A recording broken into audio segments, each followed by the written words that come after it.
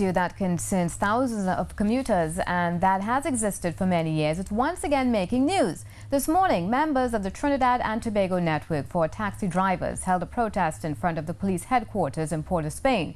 They complained that PH taxi drivers are stealing their passengers. Speaking on behalf of the association, Adrian Acosta said that PH taxi drivers are parking on their taxi stands from morning till night. Sherilyn Lewis has the full details.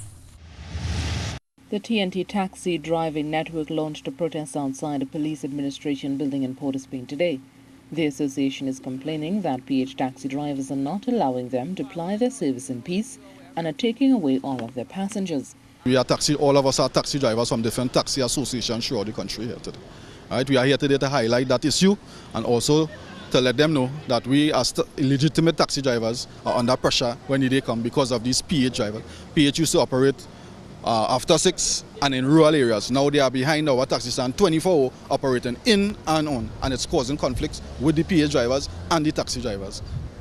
Mr. Acosta said they are hoping for the intervention of the relevant person in the police service. We have written letters to the police commissioner asking for a meeting to discuss the situation. Right? We did get a meeting with the ACP in charge of North. That's 2 months ago, and today we haven't seen anything going on. So we decided today to come here to see if we can obtain a meeting with the police commissioner to discuss this whole situation.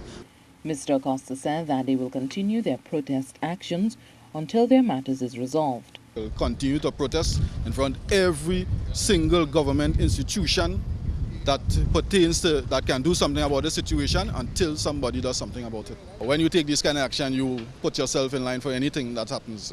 It's not something that we want to do, but if it takes that for us to get an interview with the police commissioner, we are willing to do that. This is not the first time the Trinidad and Tobago Taxi Drivers Network has protested against PH taxi drivers or their routes. In May 2012, they held a similar protest in San Fernando. Sherilyn Lewis, CNews.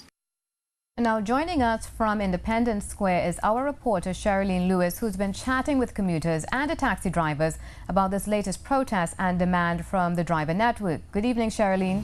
Good evening, Samantha. As you said, we're live here at Independence Square in downtown Port of Spain.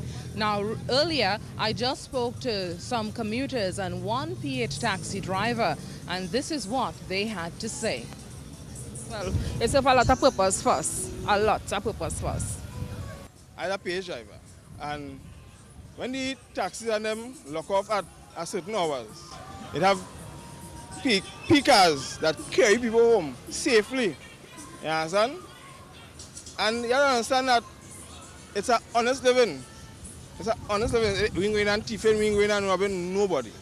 We are going, plying the trade, plying the car for same thing, higher. Yes, they say go and get an H license, but at the same time, it takes time. I know real drivers that was P drivers and they turn H. It takes time. The PH drivers serve a huge value because when the H drivers are home, how do people get home? And that's a huge problem. It's transportation we are talking about, whether it's business, personal, anything at all. So PH do, but Trinidad had to find a solution towards this transportation problem that it have currently. So they have to really sit down and have an agreement with the PH, the H, the government, and come up with a proper solution. Well, Samantha, there you've just heard from some commuters and a PH taxi driver. Well, earlier this afternoon, we actually spoke to the Minister of Transport, Stephen Cadiz, about the issue.